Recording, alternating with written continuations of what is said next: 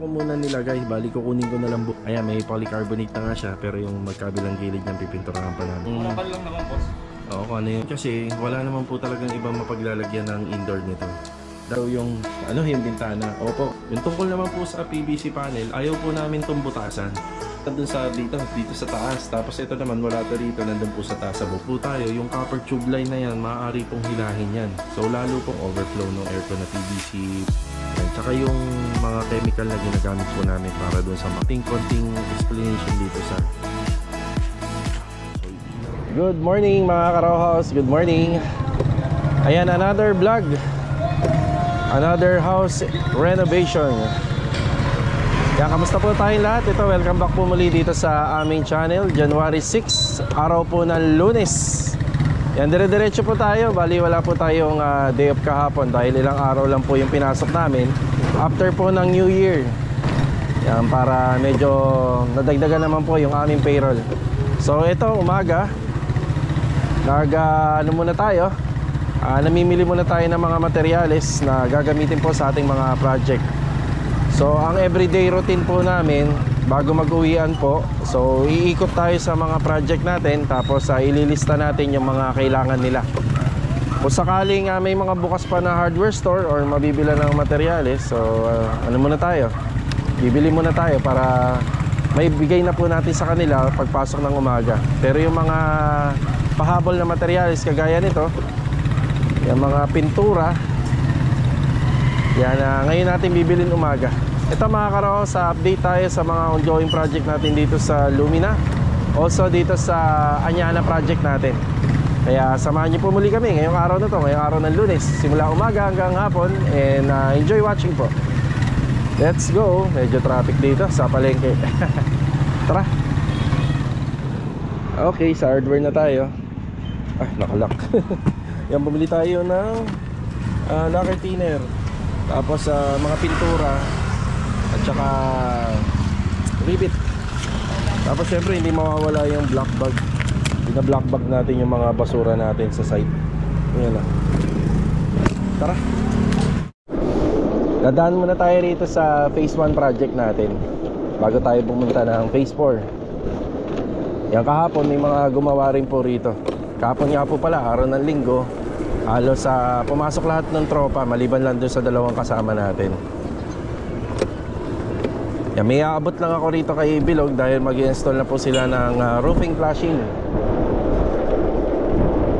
Ay, ganda ng weather natin ngayon. Ganito masarap gumawa sa bubong, siguradong matatapos. Dito muna tayo, update. Dito nagtatrabaho si Bilog tsaka si Rusty. Lag, morning! Good morning. Si Rusty. Morning, Rusty. Good morning. Pasuyo nga muna nito, Lag. Kuhaan mo lang ng konti. Ayan, blind rivets. Gagamitin po sa pag-install ng flashing. Ayan, kuhaan mo lang. At dadaling ko yung iba dun sa project sa phase 4. So ito yung mga nagawa kahapon. May mga palitada na po yung mga gilid niya at saka doon sa dulo.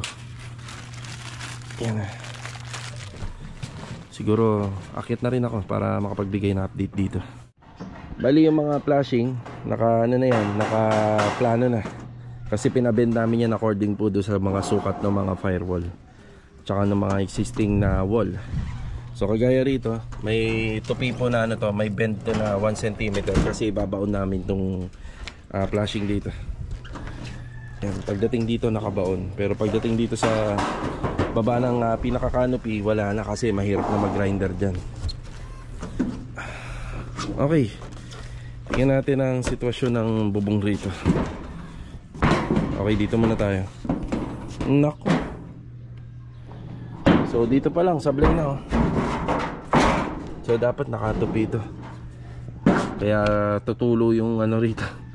Tutulo ng tutulo to yung kisame rito, yung bubong. So report natin kay client kung papa-additional niya to. Dadagdagan natin ang flashing namin nakabend para maiwasan yung tulo. Tapos maiksi nga rin yung yung span ng nilagay rito, yung kagaya nito, dugtong ang ikli. Kaya tutulo to. So yung dito, para maiwasan nating tumulo, lagyan na lang po ng pabigat. Yun na lang yung pinakamagandang paraan para hindi na gumastos pa. Pero kung gusto nilang gastusan, magpapanibagong flashing tayo.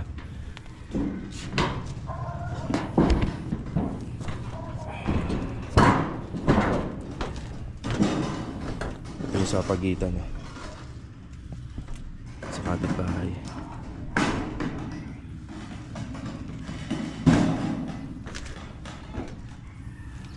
Tapos dito rin inayos na nila Kuya Richard to. Kaya wala nang sila. Nandun sa dulo.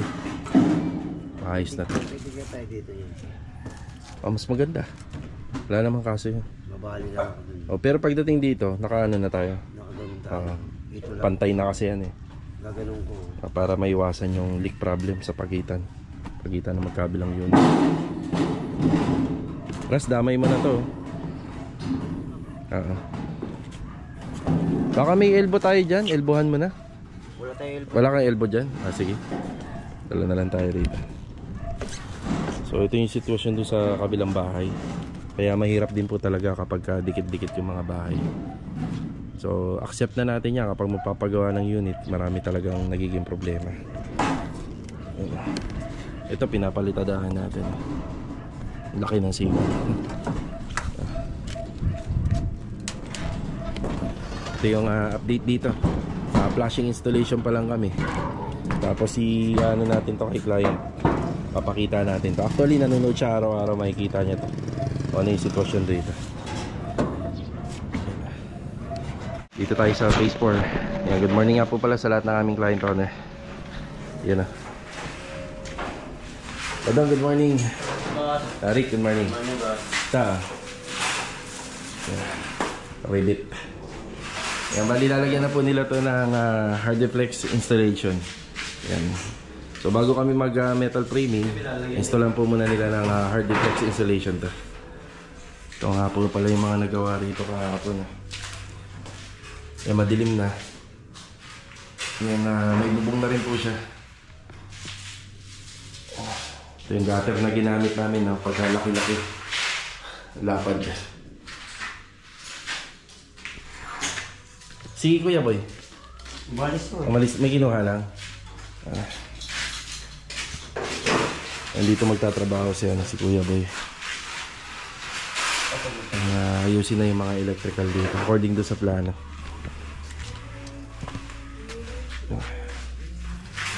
Tapos yung mga tiles nga po pala dumating na rito. Ito yung mga tiles. Parang na lang natin. Sobrang na itong hollow blocks natin, no? Oo. Ay hindi, magtitira dun sa sa kusina. Diba po? Okay. May simento pa naman, tsaka adhesive. Ito yung bagong project natin dito sa phase 4. Yan, bati tayo. Mark, good morning. Good morning pa. Ano na ba gagawin natin dyan, Mark? Plastering? Apa. Plastering? Asintada. Asintada. Good morning, Kuya Doming. Itutuloy na po to. Tsaka dito. Itutuloy na yung ano natin. Iniskwala nyo ba yung asintada niya, Kuya? Iniskwala niyo po to? Nakaiskwala yung kinuha yung sofa dito. Kasi sila nag-asintada rin dito nung hindi ako pumasok Sige ha. Yan ito ako. Hindi ako na to. Ako lang galing. Okay. Sige, matrabaho naman po dito yung mga planning. Pero sintada muna tayo. Sintada. Silang dalawa po muna rito. Ang magdugong trabaho rito, ito ang plumbing natin. Kasi lilipat tong TNB. Yan, lilipat natin dito. Tapos itong sa downspout natin, nakakasana, detress po yan. So isa lang po yung sanitary pipe lang dito. Nag-iisa lang. So dadaan po yan, papunta po ron sa labas. Yan. Yan, dito tayo. Master Dindo, good morning. Good morning! Morning. Yeah. Good morning, Kuya Rigor. Good morning. Ang puti mo, Kuya. Natanggap mo yung message ko? Hindi, pero sige, babalik na lang ako pagka... Bala. Anong klaseng bala? Roller? Dito hindi. Sa ano? Ito. Ganito. Ito. Battery. Battery. Sige, sige, babalik na lang. Ito kaya. Yan. Ito na ito. Yan, sige.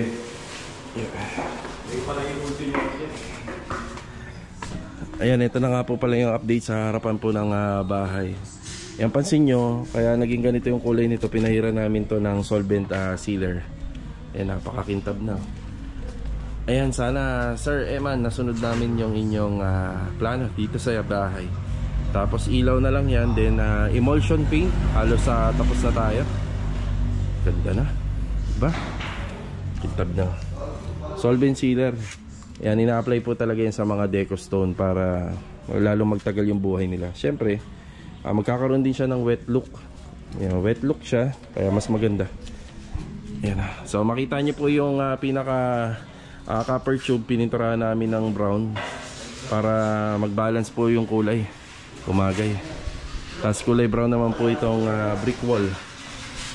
Yan, para pagka tiningnan sa labas, hindi naman po sila masyadong pansinin. Tapos ito, pipinturahan pa po namin to. Yan. Start na po sila maglinis dito.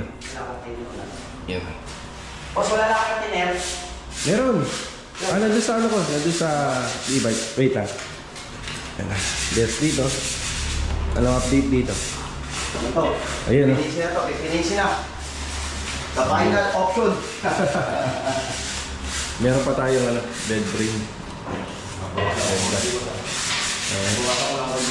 Sige, si Kuya din na naglilinis na ng flooring.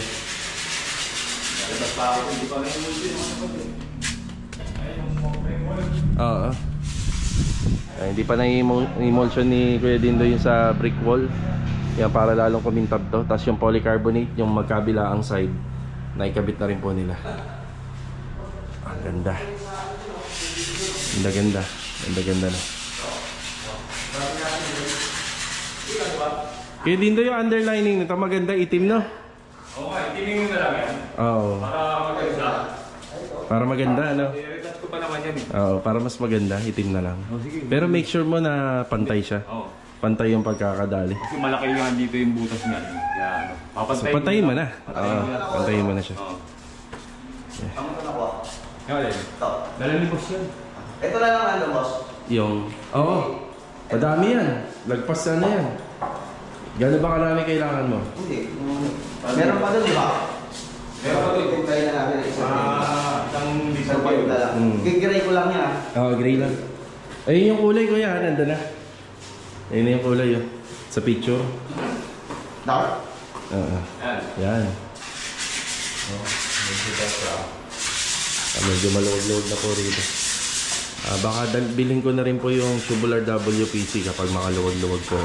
Tapos bukas, pwede na natin siguro ipa-schedule ko. Yung, pero kailangan talaga rito, kuya, malinis na muna. Huwag na muna. Oo. Baka next week na lang to, schedule namin yung sa mga aluminum. Yan, next week na. Hindi ka bitindahan na.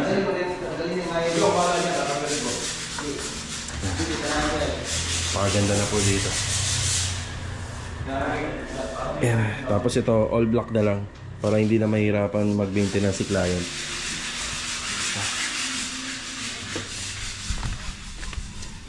Balik tayo rito. Tayo ng battery. Nandito ulit tayo sa hardware bago naman tayo pumunta ng phase 3. Yan, may mga kailangan tayong bilhin para sa sanitary pipeline ng ng TNB. So madugo yung trabaho doon. Kailangan na baguhin yung mga location para sa mga sukat ng ating water closet, floor drainage, at saka doon sa ating vanity. Yan. Yan, bibili na rin tayo ng solvent pipe. Ito, dalawa. Good morning, Adonis. Good morning. Saka kay Louie, good morning. Good morning. Yung mga pinamili po natin, yan, kailangan po dun sa TNB. Yan. Yan, halos si Kuya Boy, halos tapos na po dito. Yan yung terminal natin, na-terminate niya na. Sa mga susunod, ceiling na. Ceiling.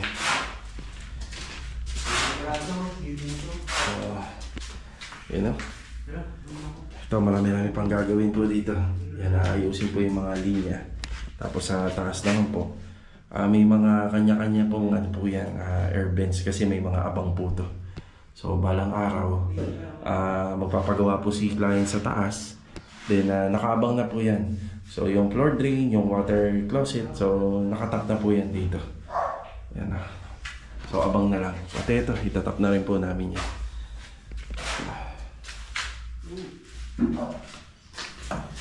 Spandrel ceiling. Yan na. Wow.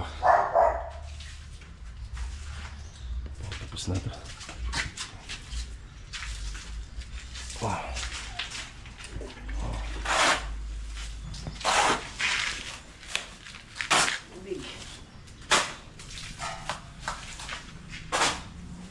Bale, ito mag-update tayo rito mamaya sa mga nagawa din nila. Balik tayo rito.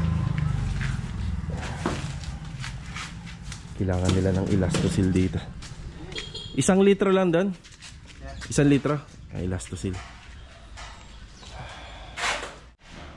Update naman din dito. Bali, pinadadagdagan po natin ang asintada to. Ayan na.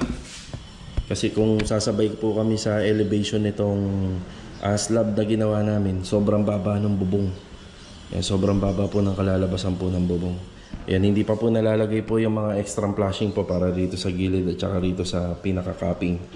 So magdadagdag pa po kami ng isang hollow blocks dyan. Yan. So yan na yung ibang mga pamamaraan na ginagawa namin ngayon. Yung iba nga masyadong tinataas pa sa ibang mga nagpapagawa. Pero dito, sakto lang po yung ginawa po natin. Yan, meron na lang pong ilang kapirasong tiles. Ito kaya hindi mo na natuloy. Gawa ng nilinyahan pa po namin yan. Ayan, linyahan namin ng electrical. So tutuloy na lang din po to.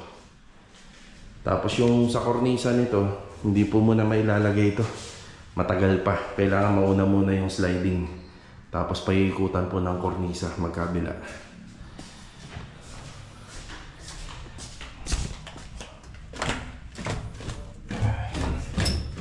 Ito na muna yung update sa ginagawa po natin dito.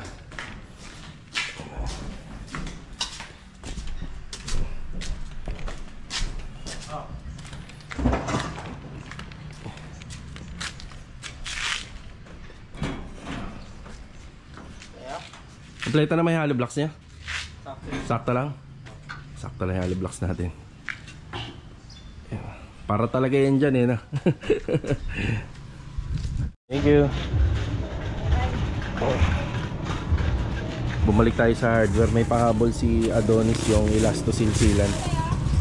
So sa plumbing na ginagawa po namin, bukod po dun sa solvent pipe, may follow up po na elastosil pa para masigurado at hindi po hihiwalay po yung mga sanitary pipeline. Yan, balik tayo. Tara. Doon kasya na to? Tatlong sachet lang? Pwede na yan? Yeah.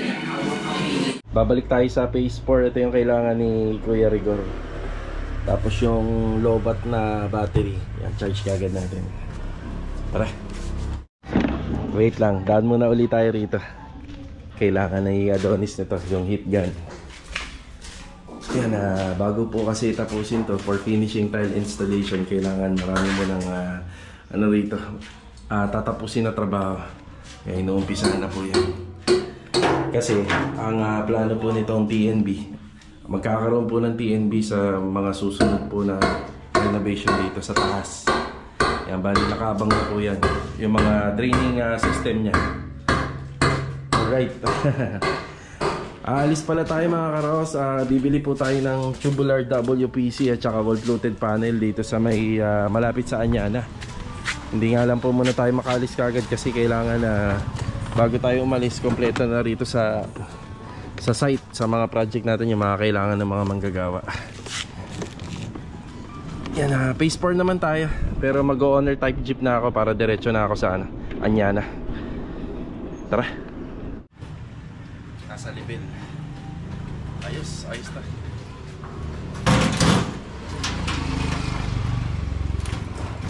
Yan, balik tayo rito sa phase 4. Break time. Kuya. Thank you, boss. Sige. Una muna kami ha.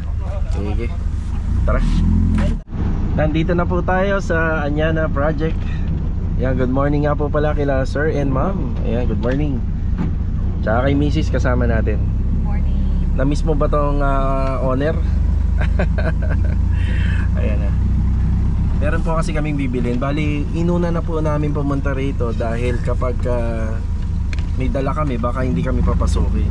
So medyo mahaba po yung dala nating mga PVC panel, or PVC panel, wall fluted panel at saka tubular WPC. Ayan na.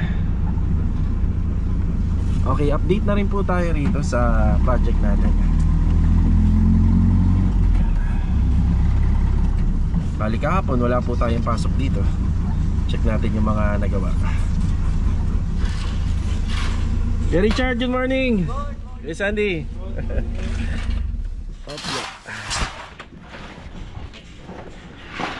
Ayan, bali nung umpisa na uli pala ni Kuya Richard yung installation ng tiles dito sa mga poste. Ayan na. Yeah. Ayan, binabakbak na rin po ito.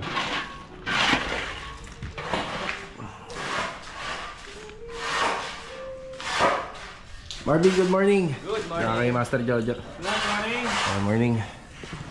So, roofing trusses. Ayan na, roofing trusses. Isa na po to. Bali, gamit po yung mga tubular. Bali, nung nakarang araw nga po pala, may mga additional na materials na dumating. Ngayon yung long span roofing, metal paring. Ayan na. Saan yung mga Ardiplex, Jo? Ayun, nandun. Ay, sa gilid. Ayun, sa gilid. Mga dumating na materials. Sa Ardiplex nga pala, nagdagdag pa tayo ng 3 kasi baka mabitin tayo rito.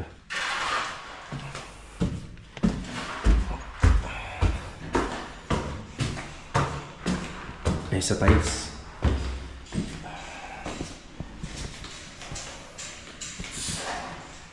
Ay, sa tiles natin. Yun, tapos na pala rito. Umabot na hanggang doon.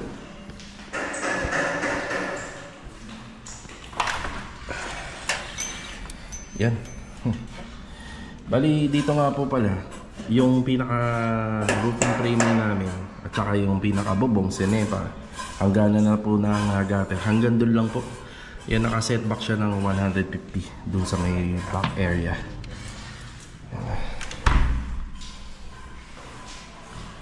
Yan. Ayos na rin po ito.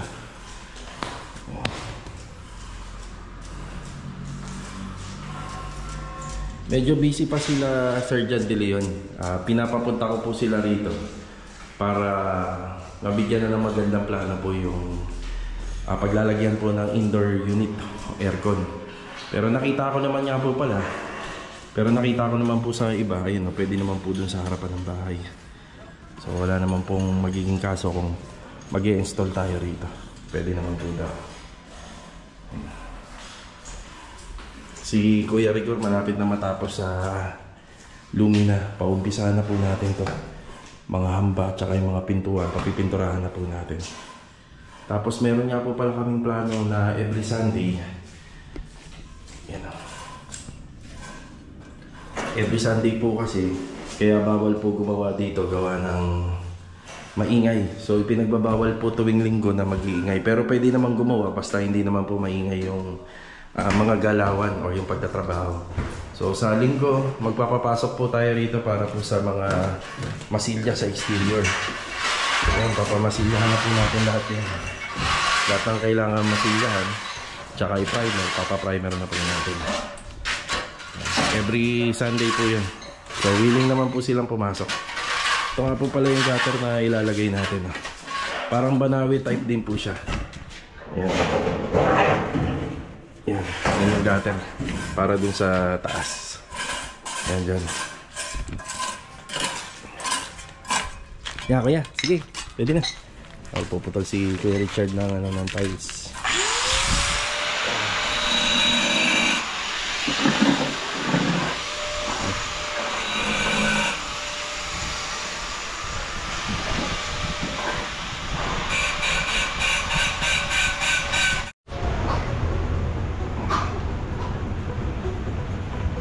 Tayo?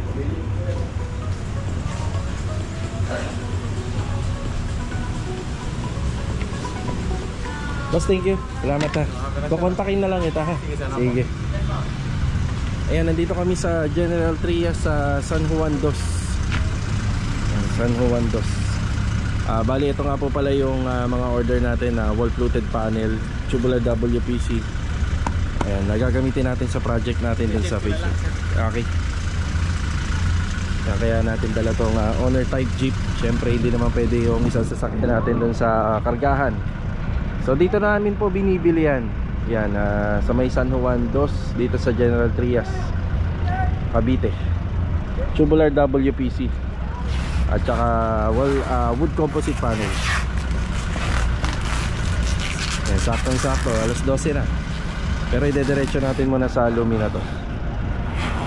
Ito mga karosa, nakauwi na tayo sa bahay. So medyo alanganin po yung pag-uwi po natin kanina, kasi pagka diniretso natin yung mga materialis na binili natin na mga wall fluted panel sa Phase 4 ay wala pa pong tao. Kasi yung mga kasama po natin dito, nag-uuwian po sila tuwing tanghali.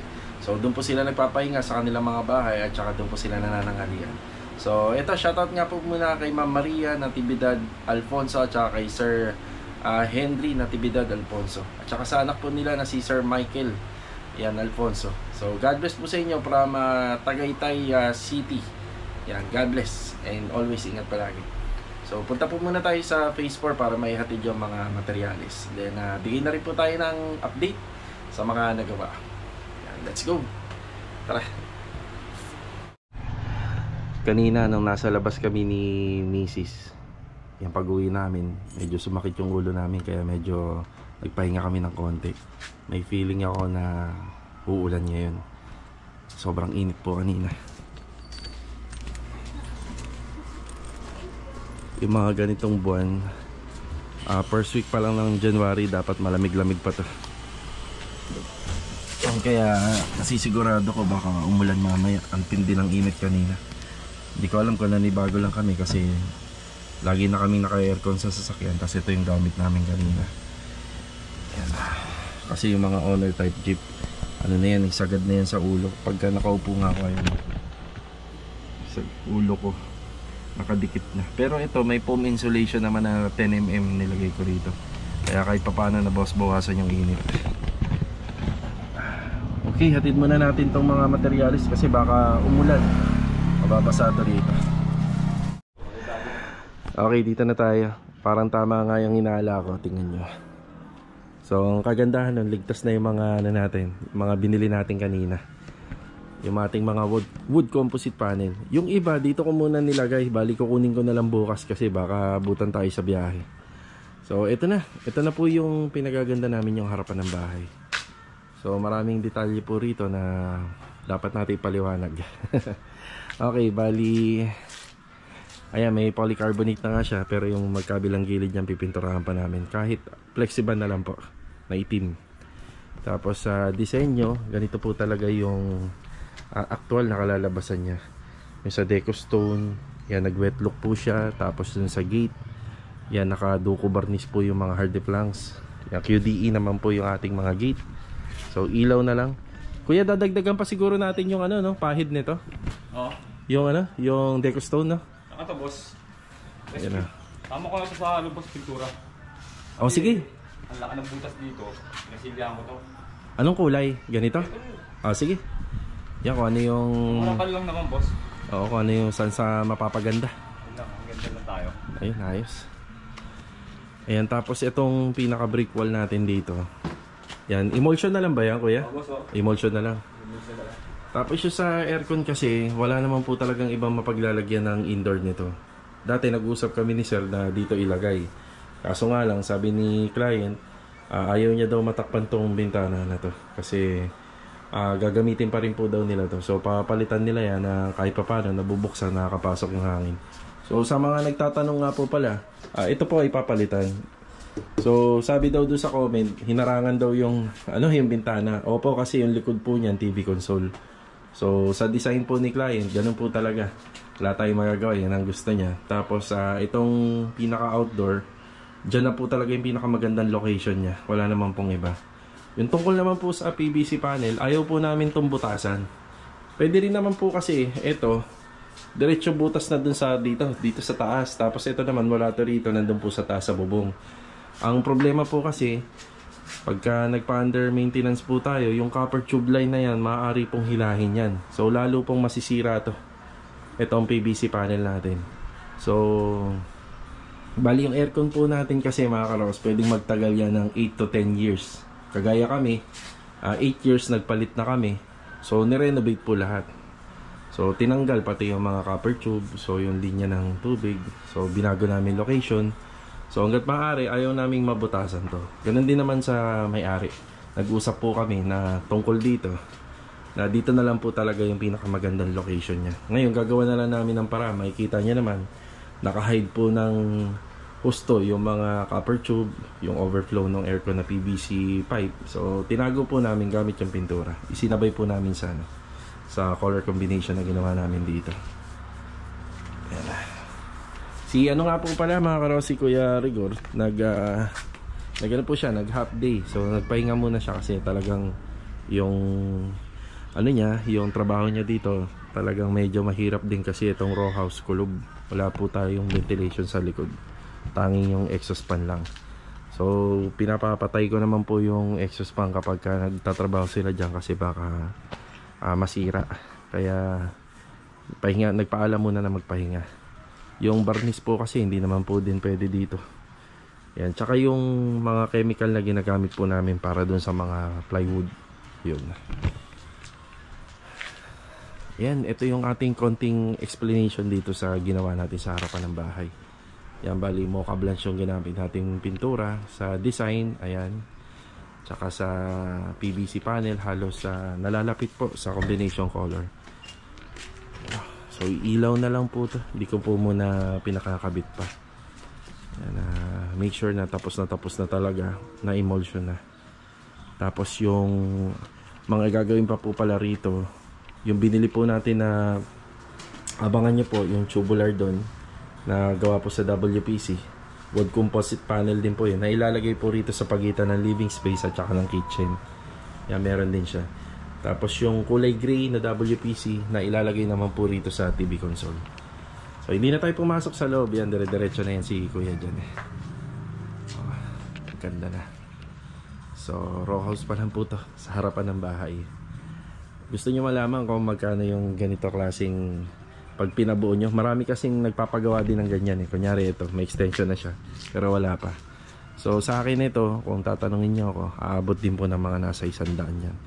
100,000 yung harapan ng bahay. Yan, depende naman kung gaano kasimple, kung yung materialis na ginamit. So pwedeng mas mababa kung simple lang. Pwede ring mas mataas pa sa 100 kung masyadong magarbo. So may ano na po yun, may screen door na. Yan, naka PVC panel, may bubong, may extension sa harap, standard lang. Naka deco stone, may tiles na. Ang madugo lang ito kasi dito, baka iniisip nila na medyo baka pricey yung paniningil. Marami pong ginawa dyan, detalyado po yan. Yan, may trench drainage tayo, may mga outlet, saksakan. So makakasama yan sa mga additional costing. Ayun, may abang ng linya ng tubig, may floor drain. So meron din po dito washing machine. So bago gawin po yan, magastos na. Tapos meron din pong clean out para sa outlet po ng siphoning, para pagka napuno na yung septic tank, so may access, di ba? So mga ganyan po yan. Pero syempre may computation yan, depende sa mga pinagagawa ni client. So ano lang po yan, basis lang. So basis lang or rough estimation, di ba? Alright, habol tayo ng update dito sa phase 3. Ayan, nandito na si Bilog, si Rusty, kasi naka-schedule din po rito yung mga flashing. So matrabaho rin po to mga karos, kasi grinder po nila yung pader. Yeah, ang sarap pumapak dito. No, walang parang ka lang naglalakad sa simento. Huwag lang kayo yanig-yanig. So kanina pinaliwanag ko, kaya nagdagdag tayo ng hollow blocks dito. Ayan para mailagay po natin tong flashing. May binend po kami na 1 cm para pumasok po dun sa pader, para maiwasan yung leak problem. Tapos ito, pina-epoxy na po natin yan. Yan, very good yung mga kasama natin dito. Kahit busy tayo sa labas, iniwan natin sila. Ang ginawa nila lahat. Tapos ito nga po palang gutter na to, para dito. Yan, malapit na po mabulok to. Kinakalawang na po kasi to. Tsaka nag-usap naman na po kami ni client. At kasama to sa kontrata. Napapalitan to. So, concrete epoxy, ito yun. Ito yung dahilan kung bakit na nag-uulan na nakaraan, may nakapat po tayong tubig dyan. So, inayos na natin yan. Tapos ito. Yun na. Lagyan na po natin ng concrete epoxy to.